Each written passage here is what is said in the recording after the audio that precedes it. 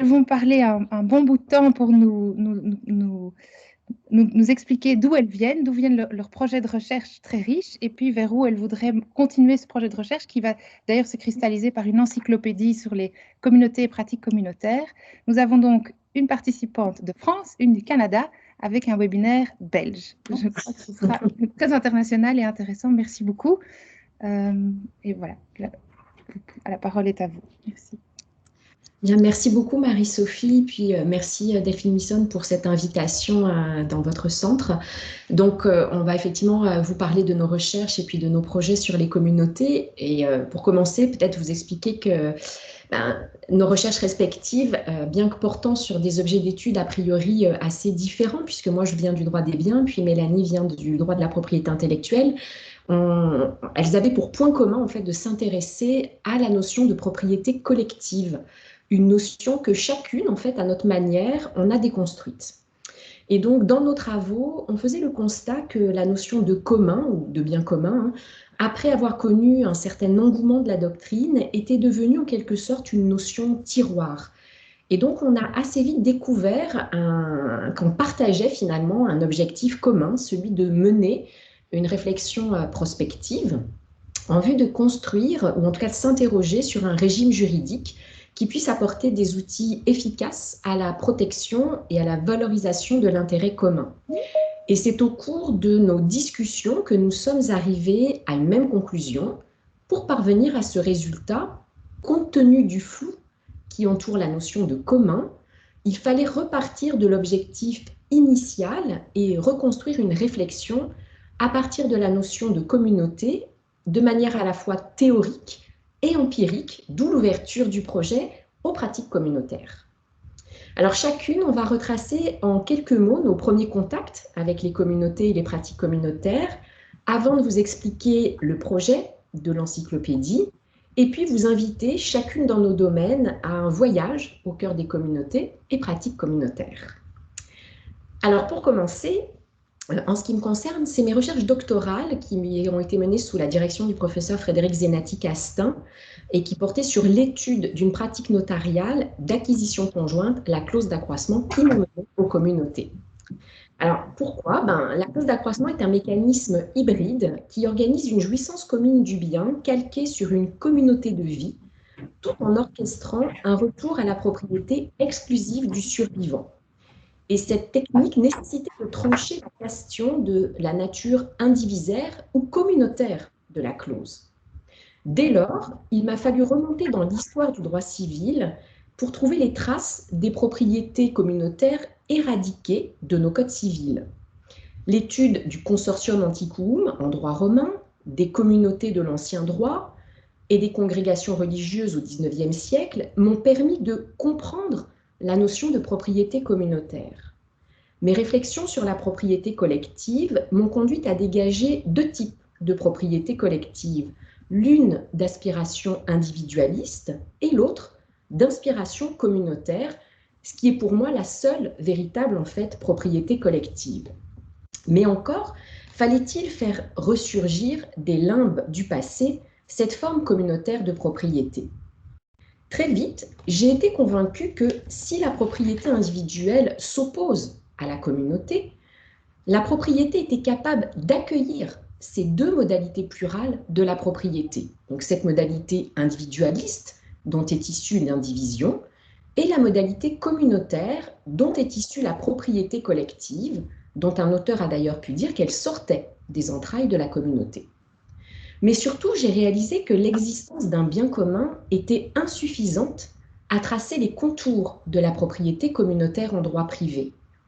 Afin de comprendre si la clause d'accroissement avait une nature communautaire, j'ai dégagé trois critères. L'existence d'un intérêt collectif, que je distingue de l'intérêt commun, et ce critère traduit la solidarité du groupe. L'affectation communautaire, ce critère marque la volonté des membres de la communauté de poursuivre un objectif qui imprime sa marque communautaire à la propriété. Cette affectation traduit la dimension sociale de la propriété communautaire. Enfin, la vocation pérenne de la propriété communautaire, traduction d'une volonté de la communauté d'être maintenu tant que dure l'affectation. Mais accepter une telle modalité propriétaire comme instrument conceptuel du droit civil n'était pas sans soulever de nombreuses questions d'ordre tant conceptuel que pratique, notamment quant à son organisation interne et externe. Mes recherches sur l'utilisation et l'utilité du droit des biens en matière de protection environnementale, dont je vous parlerai dans cette présentation, m'ont permis en fait de creuser les sillons de cette pratique communautaire. Mais avant de développer ces questionnements, je vais laisser Mélanie vous présenter ce qui, elle, l'a amenée à s'intéresser également aux communautés et pratiques communautaires. Alors, étudiante en droit, je découvrais les licences libres. Il s'agissait de contrats par lesquels les informaticiens permettaient à quiconque de modifier le logiciel à condition d'en partager la jouissance avec tout à chacun. Des amis informaticiens me demandèrent de donner mon avis de juriste, alors juriste en herbe à l'époque, sur la portée de ces licences. Intriguée par la démarche qui présidait la rédaction de ces licences, je décidai de présenter ma candidature au DEA dirigé par Michel Vivant, avec pour objectif de mener un mémoire de recherche de fin d'études sur ces licences. Et ce sujet devint celui d'une thèse menée ensuite sous la direction du professeur Vivant. Et sans doute, j'ai démarré ce projet contre vent et marée de la doctrine de l'époque. Nous étions en 1999. Ces informaticiens, dont la tête de file était Richard Stallman, chercheur au MIT, en collaboration avec le professeur de droit Eben Moglen, proposaient un contrat type qui renversait la logique de la propriété intellectuelle. Ce droit de propriété intellectuelle confère un monopole. La licence libre, sur le fondement de ce monopole, posait les conditions d'utilisation de sorte que l'usage de la création devenait collectif sans que personne ne puisse opposer une exclusivité. Mon intuition fut alors que ce régime de jouissance collective, s'il pouvait renverser la logique du droit de la propriété intellectuelle, pouvait s'étendre à l'ensemble de la propriété. La question était alors de savoir si, avant l'avènement de la propriété individuelle, il existait des formes de propriété collective similaires et si elles existaient encore. La thèse fut donc l'occasion d'aborder la question de la jouissance commune sous l'angle contractuel, comme un outil de mise en partage, et sous l'angle de la propriété, en explorant la doctrine internationaliste relative au patrimoine de l'humanité, puis la construction du droit de la propriété publique, en particulier le domaine public de l'État, pour enfin revenir sur la notion de domaine public en droit de la propriété intellectuelle. Le constat fut édifiant. Notre système juridique depuis la Révolution française avait banni toute forme de communautaire et avait érigé en dogme la propriété individuelle. Pourtant, des auteurs tels que Keyes, Proudhon ou encore Carbonnier proposaient des alternatives. Néanmoins, ces propositions demeuraient qu'à l'état de proposition doctrinale, sans jamais connaître de consécration en droit positif. Je proposais de reconnaître une nouvelle catégorie d'œuvres qui devait être emblématique d'un objet de propriété, une propriété particulière que je qualifiais alors de collective, que j'ai tenté un peu de conceptualiser. En somme, il s'agissait de reconnaître un fonds commun auquel tout à chacun pouvait contribuer, mais duquel personne ne pouvait retrancher. L'accueil de mes travaux en 2006 laissait percevoir l'embarras des juristes. En revanche, les économistes se saisissaient déjà pleinement de cette question.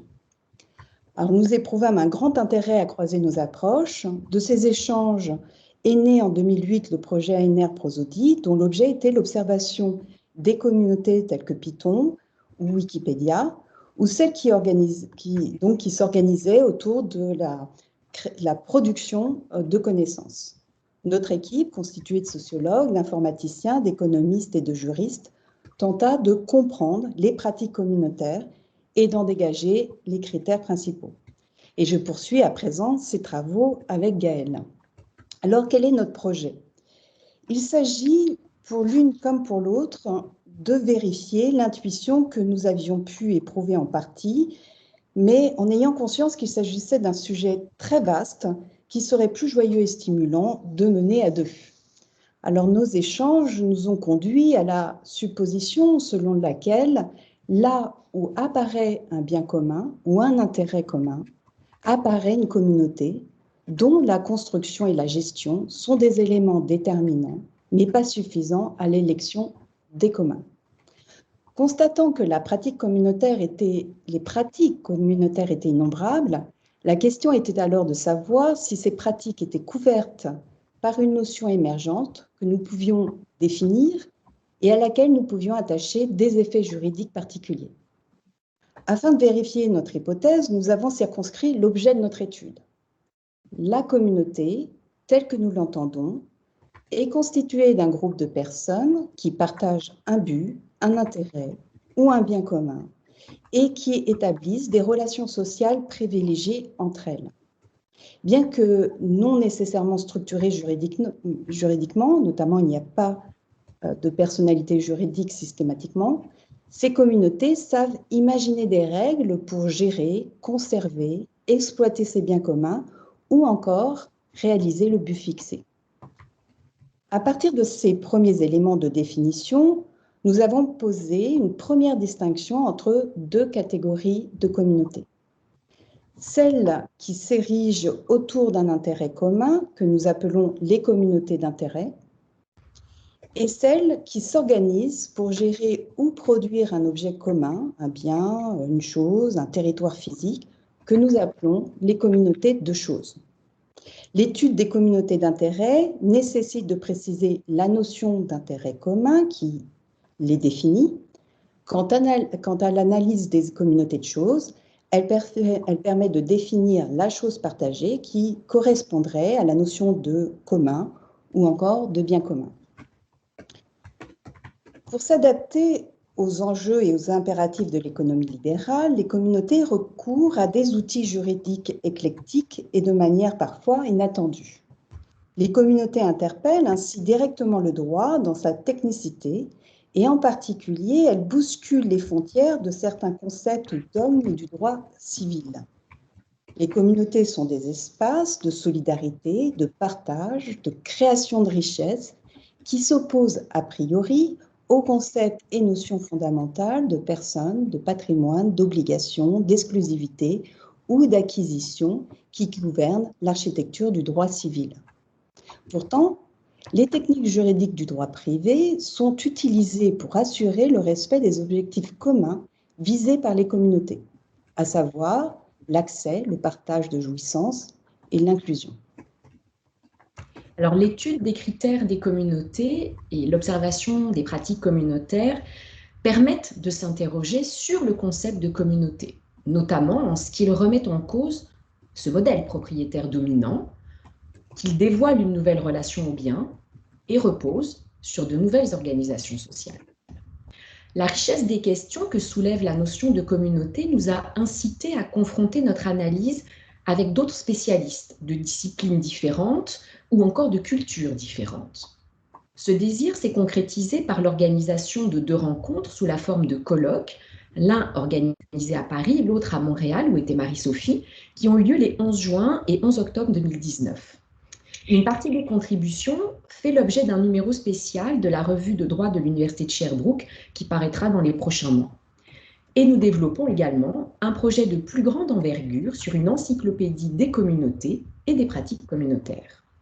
Alors l'objet de cette encyclopédie est de rendre compte non seulement du pluralisme des pratiques communautaires, mais aussi de la diversité des outils juridiques mis en œuvre pour l'organisation et la gouvernance des communautés.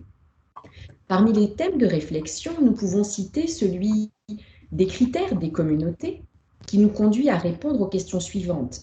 Qu'est-ce qui rassemble les membres d'une communauté et permet de déterminer que l'on est en présence d'une telle communauté? Qu'est-ce qui crée un sentiment d'appartenance à la communauté?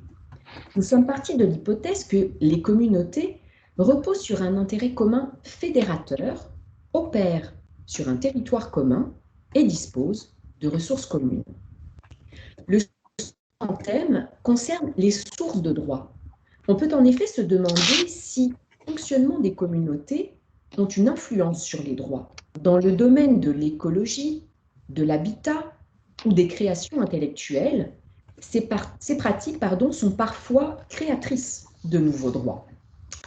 Il est peu de dire que ce sujet nous passionne. Alors, rentrons maintenant dans le vif du sujet à travers la question des communautés et pour ma part, celle de la défense du collectif en droit privé en matière environnementale. Donc, cette première thématique, reliée aux enjeux de protection de l'environnement qui, me semble-t-il, ont un intérêt particulier pour votre centre de recherche, s'inspire de recherches que je mène depuis quelques années sur la fonction sociale des biens. Elle vient aussi d'une demande qui m'a été faite par des associations de protection de l'environnement qui s'interrogeaient sur la pertinence des outils du droit civil dans ce que l'on appelle aujourd'hui l'intendance privée, très présente en Amérique du Nord, où la conception du rôle de l'État et la place des communautés est différente de la conception de l'État social et du collectif, en France notamment, sur laquelle Mélanie reviendra. La charité comme mode d'assistance sociale privée est un principe cher au libéralisme anglais dont le Canada s'inspire. Et elle se distingue de la notion de la solidarité défendue notamment dans ses travaux par Alain Supiot. Depuis de nombreuses années, on assiste au Québec à une sorte de promotion de la vertu du don comme forme privilégiée de solidarité sociale. Ce renouveau de la charité, moins idéologique qu'au XIXe siècle, il est vrai, repose essentiellement sur des logiques organisationnelles et de gouvernance. Cette intendance privée laisse ainsi émerger de nombreuses communautés qui se saisissent des questions sociales, dont celle de la protection de l'environnement ou du patrimoine culturel. Face au désengagement de l'État canadien et québécois, puisque c'est une compétence partagée, l'environnement, et à cette perception libérale de la charité sociale, qui s'appuie nécessairement sur des initiatives privées, les enjeux de protection environnementale constituent une entrée intéressante pour nous interroger sur la place du collectif et des communautés dans le droit privé. Le développement de ces pratiques communautaires nécessite en effet de mieux comprendre les outils du droit privé utilisés par les citoyens et les communautés lorsqu'il s'agit de préserver l'environnement. Nécessairement, l'introduction du collectif en droit privé, toujours dominé par le moule individuel de la propriété et de la personne, a des répercussions sur l'architecture du droit civil et invite à revisiter ces concepts à l'aune des communautés. Alors, c'est ces trois mouvements que je vais essayer rapidement de vous dresser. Premier mouvement, donc les communautés, nouvel acteur collectif du droit privé. Les outils juridiques d'intendance privée ont souvent comme objectif premier de permettre à une communauté de bénéficier d'un environnement plus sain et mieux préservé. L'analyse de conventions et documents dévoile une mosaïque de communautés, allant de communautés délimitées spatialement et ou juridiquement, par exemple une communauté de propriétaires ou de titulaires de droits réels et personnels, à des communautés non limitées spatialement et juridiquement, comme celle des habitants d'une municipalité, ou encore des citoyens du Québec, qui n'ont donc ni droit réel, ni droit personnel sur le bien. On trouve également la catégorie des générations futures, qui forment là une catégorie non limitée ni spatialement, ni temporellement. Ainsi, la fiducie des Augustines fait mention des générations à venir, celles des écosystèmes lanaudières, des citoyens du Québec maintenant et pour le futur. Les bénéficiaires de ces communautés ne sont plus contraints par des limites spatio-temporelles et s'inscrivent dans une relation plus poreuse de la communauté qui accueille des personnes selon leur appartenance spatiale et ou temporelle à la communauté. Il est intéressant de relever que ces communautés de villages ou de citoyens ne sont pas envisagées sous le prisme déformant de la personnalité morale ou de la personne publique. La décision de mettre en place un mécanisme d'intendance privée visant à préserver l'environnement au bénéfice d'une communauté s'accompagne corrélativement d'une limitation des utilités auxquelles les propriétaires et titulaires de droits réels peuvent prétendre. Les outils juridiques utilisés par le droit civil québécois témoignent de deux visions du rapport au collectif. En maintenant le bien environnemental dans le giron propriétaire, La protection écologique va s'inscrire dans le respect de sa propre descendance tout en l'encadrant. Au contraire, en rompant le rapport propriétaire avec le bien, on va substituer un intérêt collectif altruiste à des intérêts individuels et on va sortir du patrimoine personnel le bien, renonçant ainsi à toute transmission héréditaire.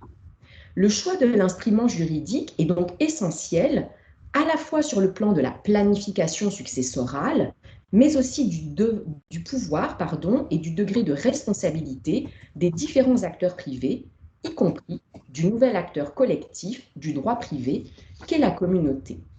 Alors, quels sont ces instruments du droit civil québécois? J'en ai relevé 3 qui sont les plus utilisés, ou en tout cas qui mettent le mieux en avant les communautés. Le premier, le plus utilisé, est celui de la servitude de conservation. Cette création de la pratique permet à un propriétaire désireux de conserver les qualités environnementales de son fonds de renoncer à certaines activités dommageables ou de permettre à un organisme de protection de l'environnement d'utiliser son terrain pour faire certaines activités en vue de la préservation de l'écosystème. Pour être efficace, cette servitude doit être perpétuelle. Or, pour être perpétuelle, elle doit être réelle.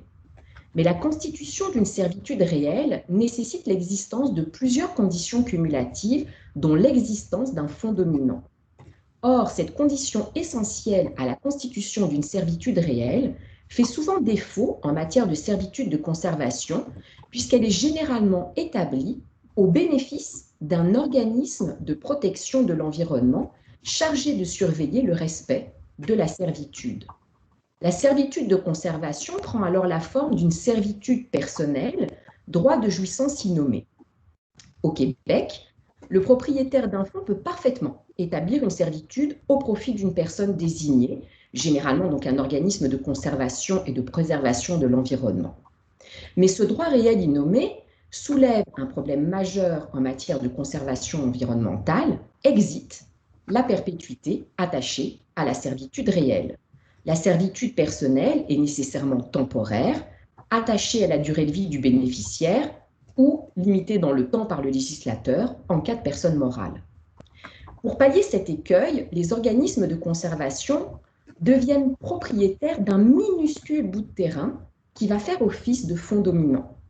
Mais face à ce montage, il est sûr que les critères de voisinage des fonds ou des services rendus peuvent s'avérer inopérants, sauf à interpréter largement les critères de la servitude de conservation dans une optique environnementale. D'où la crainte en fait des organismes de conservation que si ça va dans les tribunaux, les servitudes de conservation tombent. Au-delà des difficultés donc, de remplir les critères de constitution de ces servitudes, la servitude de conservation soulève aussi la question des obligations réelles positives. En principe, une servitude ne peut imposer que des obligations de ne pas faire. Les obligations de faire ne doivent être qu'accessoires. Pourtant, en matière environnementale, il peut être utile de prévoir de véritables obligations de faire auxquelles le droit des biens est donc réfractaire. La possibilité de générer une obligation propter rem, mettant des obligations de faire à la charge du propriétaire du terrain à protéger, n'est pas résolue, le Québec n'ayant pas encore consacré d'obligations réelles environnementales. 2 exemples de servitude de conservation que j'ai pu relever, l'érablière Brunel et le Mont-Rougemont, qui montrent que derrière ces servitudes de conservation se cachent souvent quand même des histoires familiales. Par exemple, pour la servitude du Mont-Rougemont, on peut lire « Notre famille voulait que la montagne reste dans ce bel état naturel, tout en gardant la possibilité de continuer nos activités traditionnelles. La servitude de conservation a permis de combiner les deux. » Alors, les buts souvent de ces servitudes sont très larges, écologiques, culturels et éducatifs. Par exemple, pour l'érablière Brunel, on invite les écoliers à venir étudier tant l'écosystème que la production traditionnelle de sirop d'érable, mais également, puisque le bien reste avec une servitude de conservation dans le giron propriétaire, la préservation du patrimoine familial, du morcellement géographique et du risque de perte des pratiques culturelles. Donc, on va imposer des charges finalement à ces héritiers. Donc, voilà le premier outil. Deuxième outil moins connu, c'est celui de l'indivision à but durable. Le droit civil québécois connaît une institution originale, l'indivision à but durable, qui est une indivision à durée indéterminée, qui se maintient aussi longtemps que dure l'affectation du bien. Le but durable se moule parfaitement aux objectifs de préservation écologique. Cette indivision, sans possibilité de partage, permet d'organiser une gestion du bien commun tout en répondant aux objectifs de préservation environnementale. La copropriété indivise, comme instrument juridique de conservation des biens, est encore méconnue, l'indivision étant perçue comme peu propice à la protection durable des biens en raison de sa nature temporaire et précaire. Si l'adage « nul n'est tenu de demeurer dans l'indivision » est toujours très présent au droit civil québécois, l'indivision conventionnelle repoussant le partage pour une période de 30 ans, renouvelable quasi automatiquement, et l'affectation à un but durable ont transformé quand même le visage de l'indivision. La notion d'affectation n'est pas définie par le législateur, mais je la comprends comme la manifestation de la volonté du propriétaire d'affecter son bien à une destination spécifique. Acte d'autorité du propriétaire, qui peut donc choisir l'utilité du bien, les copropriétaires peuvent décider d'affecter leur bien commun à la protection de l'environnement. Cette affectation à un but durable laisse émerger un intérêt collectif qui s'autonomise, supérieur à la somme des intérêts individuels. Dès lors, cet intérêt collectif va s'imposer aux copropriétaires qui devront respecter l'affectation environnementale. Cette technique a notamment été utilisée par la ville de Contrecœur. Ainsi, le terrain Les Grèves de Contrecœur, domaine des pins et les caractéristiques naturelles qui s'y trouvent, a été affecté à une vocation de conservation perpétuelle pour le bénéfice des citoyens de la ville de Contrecœur et le bénéfice des générations futures.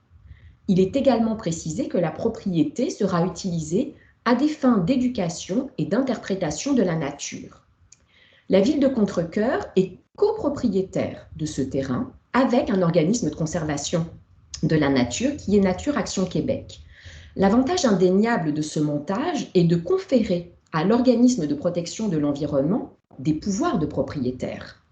Cependant, ce mécanisme est perçu avec méfiance en raison du caractère intransmissible et inaliénable du bien commun à préserver, mais aussi de la responsabilité solidaire à laquelle les copropriétaires pourraient être tenus. Par ailleurs, il est possible de se demander si les propriétaires indivis sont réellement libres, dans notre système juridique, d'affecter leurs biens à un but environnemental durable qui les dépossède de leur droit au partage et soustrait le bien commun au droit de gage général des créanciers. La jurisprudence ne s'est pas encore prononcée sur cet enjeu de libre circulation des biens. Dernière technique, la fiducie. La fiducie d'utilité sociale, qui semble être l'outil idéal dans l'arsenal juridique de protection environnementale québécois, puisqu'elle fait fi de la logique propriétaire.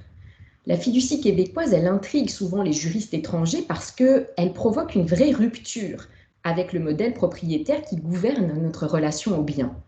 Ce patrimoine d'affectation sur lequel ni le constituant, ni le fiduciaire, ni le bénéficiaire n'ont de droit de propriété crée un patrimoine but qui transforme la relation au bien. La fiducie n'est en effet ni une personne morale, ni un sujet de droit sui generis, elle est véritablement un patrimoine autonome. La simplicité de la constitution d'une fiducie québécoise peut dérouter. Il suffit qu'un constituant transfère la propriété de ses biens à une fiducie et que le fiduciaire accepte de veiller au respect de l'affectation des biens à une fin particulière pour qu'elle existe. La fiducie d'utilité sociale est celle qui se prête le mieux aux enjeux de protection et de préservation de l'environnement. L'affectation d'une masse de biens à une fin spécifique, telle la conservation perpétuelle des milieux naturels, justifie à elle seule l'existence de la fiducie. Nul besoin même en droit québécois de désigner de bénéficiaire. Le seul objectif environnemental suffit. Alors, à titre d'exemple, la fiducie de conservation écosystème de la Naudière mène de nombreux projets de protection de l'environnement ou de préservation des terres agricoles.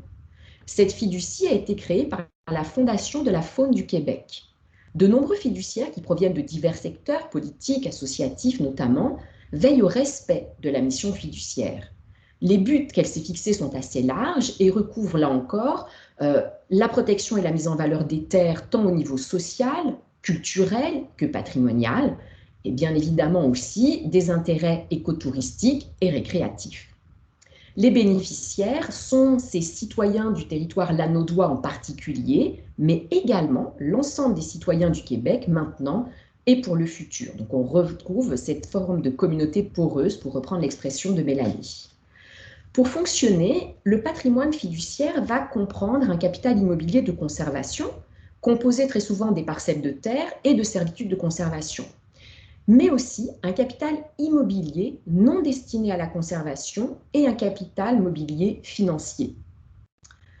Mais finalement, ce mécanisme est peu utilisé au Québec par les associations de protection de l'environnement.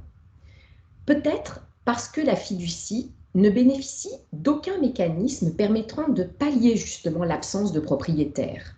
Certes, le fiduciaire détenteur des biens doit les gérer en respectant la mission de la fiducie. Certes, les règles de l'administration du bien d'autrui délimitent ses pouvoirs. Mais deux écueils importants, notamment en matière de protection environnementale, peuvent être relevés. Celui de la surveillance des actes du fiduciaire et celui de la responsabilité de la fiducie, patrimoine but. Le fiduciaire, détenteur des biens, doit gérer le bien selon les règles de l'administration du bien d'autrui, mais avec cette particularité que le bien n'appartient à personne et n'a parfois même pas de bénéficiaire. Dès lors, en l'absence de bénéficiaire ou en cas de bénéficiaire un peu flou qui assure la surveillance des actes du fiduciaire, théoriquement, le Code civil du Québec prévoit que toute personne disposant d'un intérêt à agir en justice pour faire respecter la mission de la fiducie, donc tout citoyen québécois, peut porter le litige devant les tribunaux.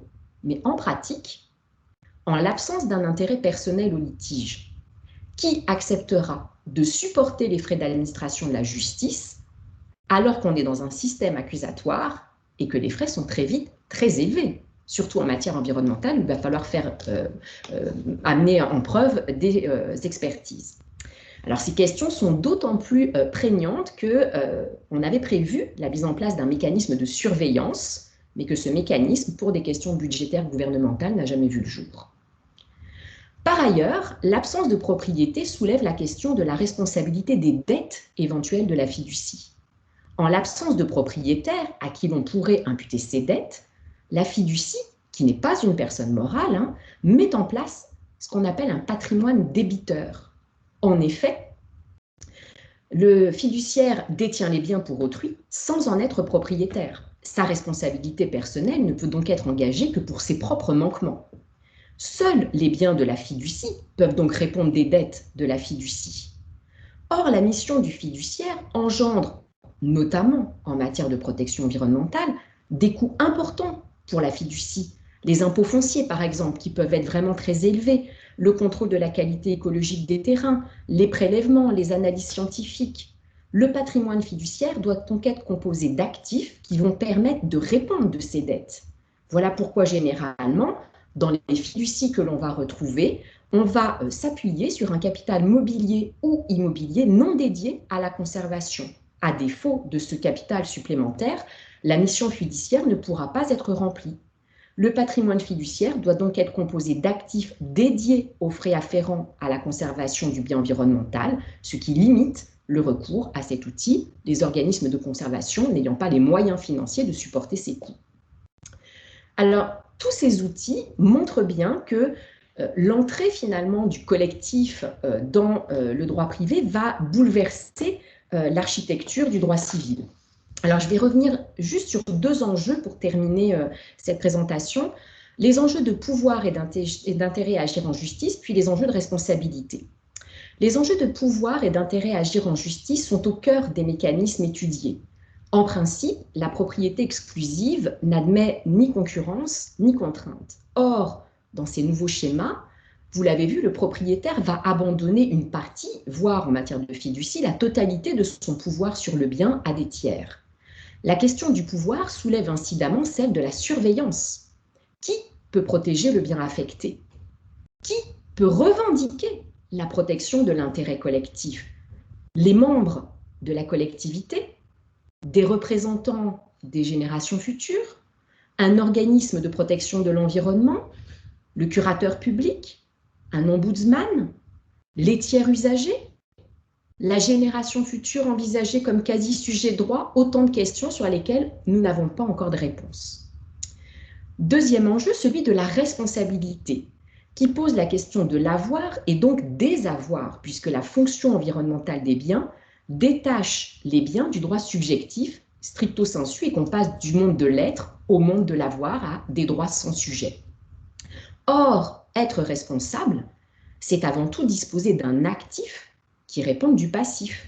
Le patrimoine du propriétaire permet justement la mise en adéquation de la gestion et de la préservation. La question du droit de gage des créanciers est donc cruciale.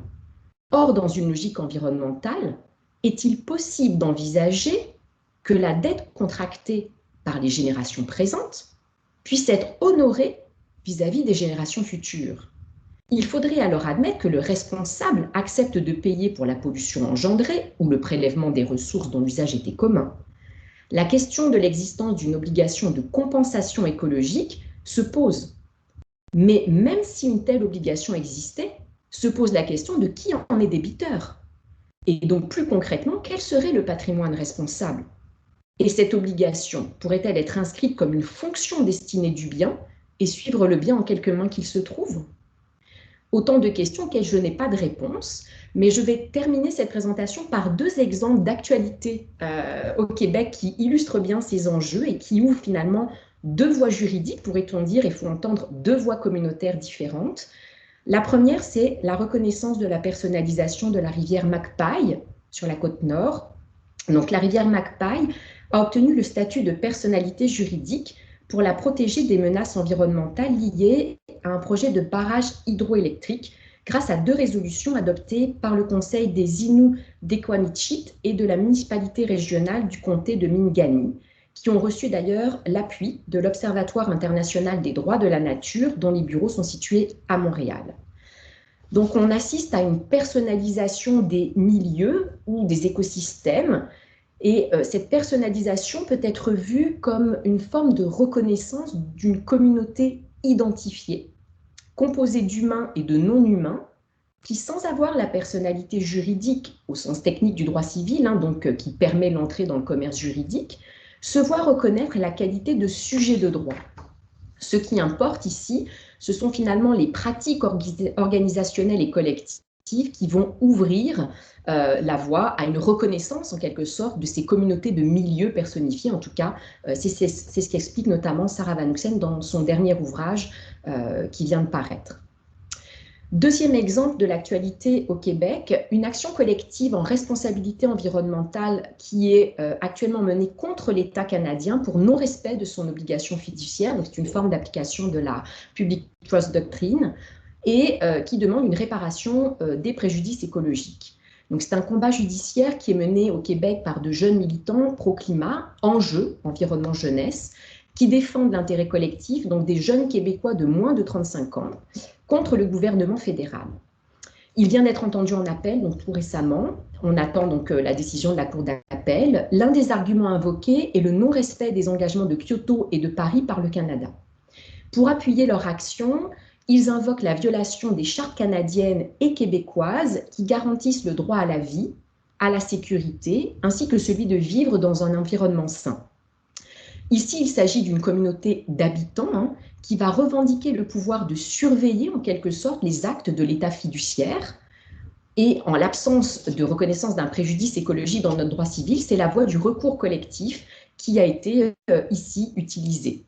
Mais on peut se demander si cette voie du recours collectif est celle qu'on devrait prendre ou est-ce qu'on devrait plutôt réfléchir à celle d'un contentieux objectif qui s'appuierait sur la notion de tiers intéressés parce que membres justement d'une communauté d'habitants ou de citoyens.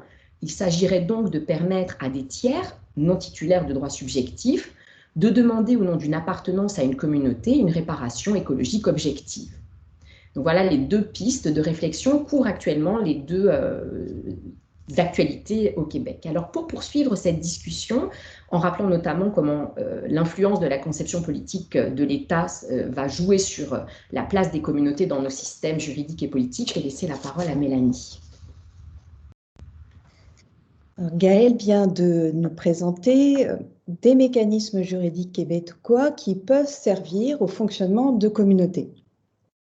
Lors de notre introduction, nous avons souligné le fait que les pratiques communautaires étaient un phénomène mondial, plus ou moins à rebours de la tradition juridique des États. En France, il faut bien reconnaître que depuis la Révolution, le système juridique suit une logique individualiste qui s'explique en grande partie par son histoire. Alors, pour illustrer cela, nous pouvons retenir le cas des organisations des professions. Dans l'ouvrage Sociologie des professions de Claude Dubar, Pierre Trépied et Valérie Boussard, et en particulier dans le chapitre 2 relatif à la profession confrérie, Pierre Trépied, son auteur, rappelle l'influence du calvinisme dans l'organisation de ce qui est appelé le modèle collégial allemand, tel que décrit par Weber ou Karpik. Ce modèle repose sur le principe de l'autogouvernement de la profession, définie comme une communauté d'égaux. Alors, pensez à égalité, pas d'égaux. Les critères sont schématiquement l'autogouvernance, l'accès libre à la communauté, des valeurs partagées par les membres du groupe, l'autorégulation et des règles de fonctionnement comme un code éthique ou des usages reconnus obligatoires par ses membres. Ces organisations, qui trouvent leur source philosophique dans le calvinisme, reposent sur l'autodétermination. Alors, selon le calvinisme, c'est la capacité à tirer de la lecture de la Bible des enseignements personnels. Ce modèle va s'étendre en Angleterre, puis en Amérique du Nord, quand débarquent les pèlerins au début du XVIIe siècle. En France, la culture catholique repose au contraire sur un fonctionnement pyramidal. Alors certes, par l'Alsace, l'influence germanique trouvera une porte d'entrée. Des auteurs comme Durkheim défendront ce modèle, mais excepté ces quelques manifestations, les communautés représentent davantage une menace pour l'union nationale qu'une voie intéressante d'organisation sociale à promouvoir. Ainsi, pour rester sur le thème des professions, le barreau classique des avocats du XVIIe ou XVIIIe siècle a pour position principale d'être une force capable de s'émanciper de son statut de sujet du roi.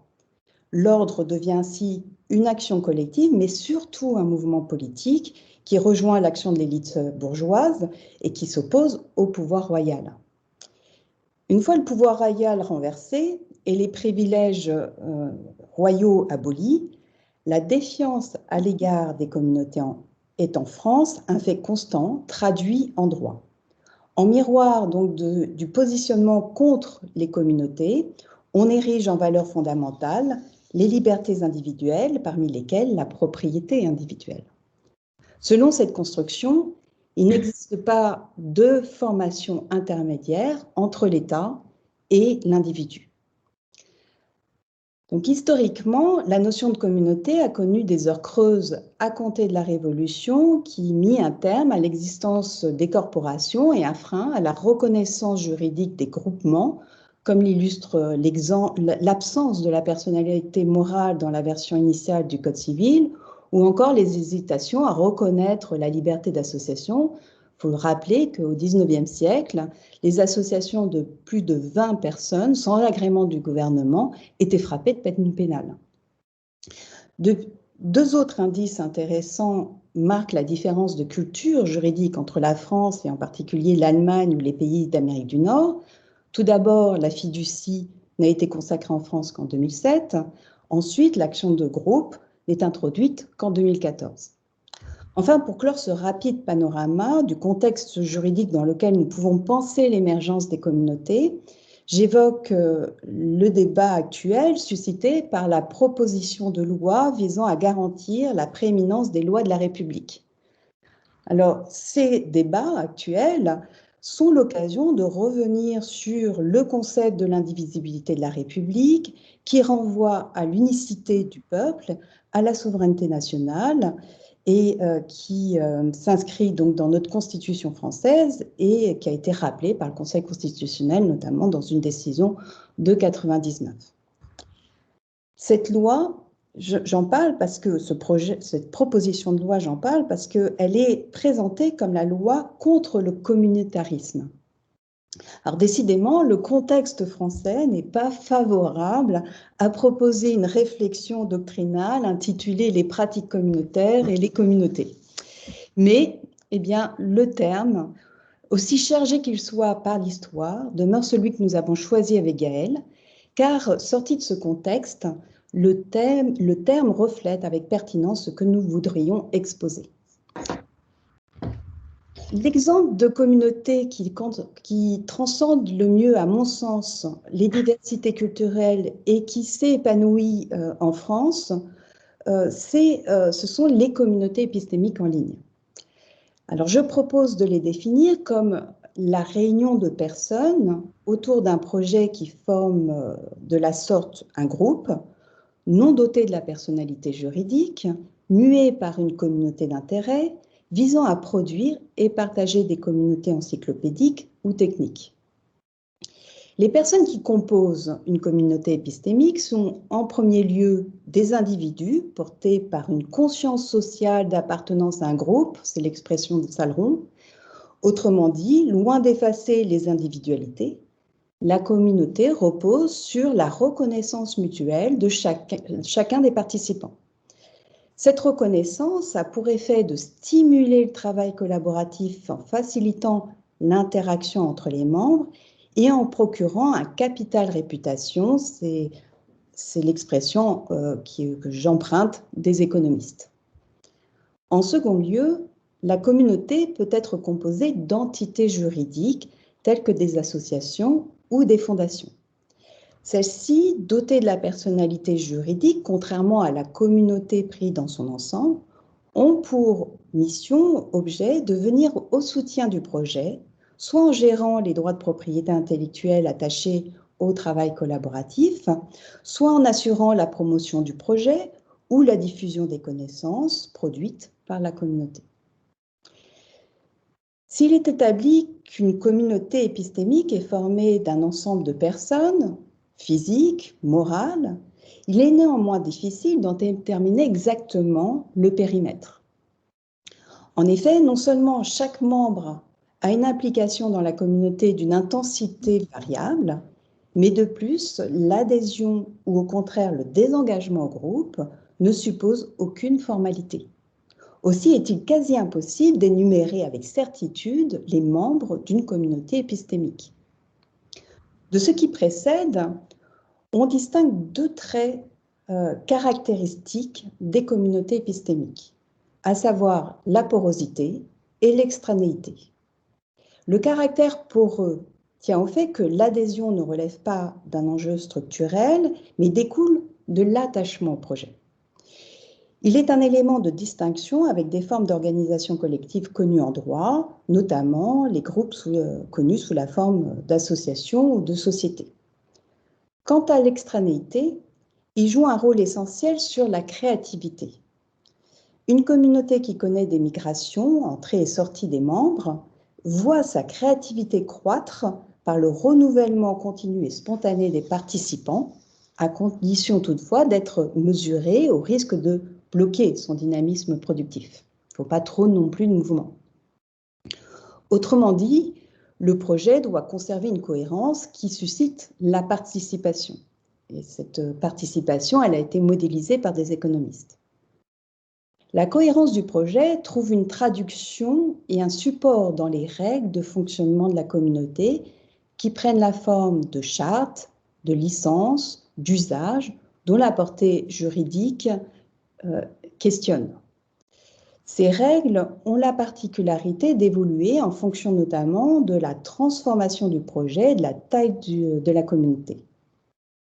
Mais avant de les présenter, ces règles, je voudrais juste dire un mot pour montrer que ces communautés se distinguent de notions voisines comme la société au sens de l'article 1832 de notre Code civil ou de l'association définie par la loi de 1901.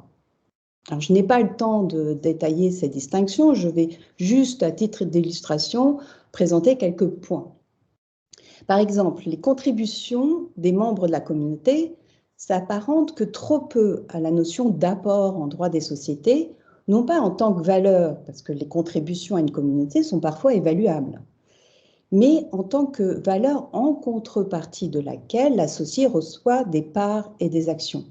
L'idée même de part individuelle est étrangère à la notion de communauté épistémique pour au moins 2 raisons. L'une tient au fait que la communauté n'a pas de patrimoine propre, et l'autre que ses richesses, constituées par la somme des connaissances, sont à la disposition de tous, donc indivisibles quelque part. La communauté épistémique se rapprocherait davantage d'une association. En particulier, à l'instar d'une communauté épistémique, les membres d'une association mettent en commun leurs connaissances ou leur activité, suivant l'idée ancienne qu'une association n'est pas faite pour posséder, mais pour agir. En revanche, le fonctionnement des communautés épistémiques correspond à une structure plus meuble, rétive à la reconnaissance d'un organe de direction, ça serait le bureau pour l'association, et partant de l'enregistrement de statuts qui entérinerait cette forme de gouvernance, qui est imposée pour une association. Alors cela ne veut pas dire que les communautés épistémiques sont des groupements diffus ou vaporeux. Au contraire, la porosité et l'extranéité sont volontairement organisées. Simplement, leur fonctionnement s'émancipe des modèles juridiques traditionnels. Alors, quel est le contexte dans lequel apparaissent ces communautés? C'est intéressant de le souligner, il s'agit du cyberespace, qui dans un premier temps est le lieu d'expérience qui échappe à la puissance publique et qui repose sur une culture propre, émancipée de culture territoriale. D'ailleurs, cette culture, il y fait référence dans la déclaration du cyberespace de John Perry Barlow, je ne sais pas si vous la connaissez, mais qui témoigne de cela. En particulier, la création du réseau Internet, ainsi que toutes les couches du réseau, et notamment les premiers logiciels, se font sur le principe de Request for Commons, c'est-à-dire la mise en commun des recherches sans restriction. Ce principe est central dans la culture du cyberespace et va être un principe fondateur des communautés épistémiques dont l'objet sera justement de produire et de partager avec le plus grand nombre. Et c'est ainsi que sont nées des communautés telles que la communauté Wikipédia, la communauté Debian ou la communauté Python. Ces communautés épistémiques auraient pu rester hors de la sphère juridique si elles n'avaient pas eu pour ambition de défendre leur projet. Alors, dans leur fonctionnement actuel, les communautés épistémiques pérennes et notoires se sont dotées de règles d'organisation. Celles-ci sont discutées par les membres de la communauté et prennent la forme de contrats ou d'usages. Tout d'abord, les contrats, ils tiennent une place prépondérante pour asseoir l'organisation et définir les conditions d'utilisation de la production intellectuelle. Certains contrats précisent les modalités de partage des outils communs aux membres de la communauté. Tel sera le cas lorsque la production nécessite un support de communication, notamment un site web. Par exemple, la communauté Wikipédia s'appuie sur le site Wikimedia pour élaborer ensemble les productions intellectuelles et les diffuser.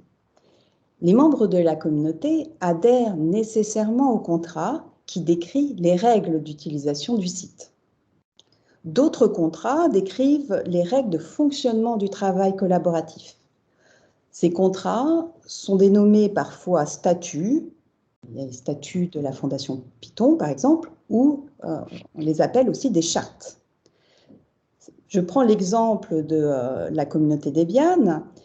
Il existe dans cette communauté tout d'abord la charte, qui est un manuel destiné aux développeurs qui souhaitent participer à la distribution GNU Linux, c'est un système d'exploitation. C'est un manuel essentiellement technique, donc je ne vous en détaille pas le contenu. Ce qui est intéressant, c'est qu'il est qualifiable de contrat, dans la mesure où le développeur doit s'y conformer s'il souhaite intégrer ses contributions au projet. En outre, la charte Debian renvoie au contrat social Debian. Ce contrat précise les principes qui s'appliquent aux logiciels développés dans le cadre de ce projet. La question qui se pose alors est de savoir quelles sont les parties au contrat. S'il ne fait aucun doute que les développeurs doivent accepter le contrat, la charte qui inclut le contrat social Debian, il reste à déterminer qui est l'autre partie, sachant que la communauté Debian, dans son ensemble, ne dispose pas de la personnalité juridique. En définitive, le « nous » tel qu'il est indiqué dans l'ensemble des documents contractuels fait référence à la fondation Debian. Celle-ci est donc la garante juridique des principes fondateurs de la communauté Debian. D'autres contrats définissent les conditions d'utilisation des ressources intellectuelles, à savoir les libertés de copier, de diffuser et de modifier ces ressources. Il s'agit des licences libres. Les parties au contrat, les parties à ces licences, sont d'une part les auteurs initiaux des créations intellectuelles et d'autre part les utilisateurs. Donc qu'il s'agisse des licences de diffusion des créations, des chartes, des statuts, tous ont vocation à évoluer au gré des discussions au sein des communautés. Le corpus contractuel ne suffit pas à régir toutes les relations entre membres de la communauté. Il n'est qu'un canevas à partir duquel se développent des usages. En effet, à l'instar de toute autre communauté, professionnelle, familiale, des habitudes se prennent lorsque le contrat ne dit rien. Les usages constituent un corps de règles qui s'adapte aux mutations tant structurelles de la communauté, par exemple les changements de sa composition, ou qu'aux mutations environnementales de la communauté, telles que les mutations technologiques.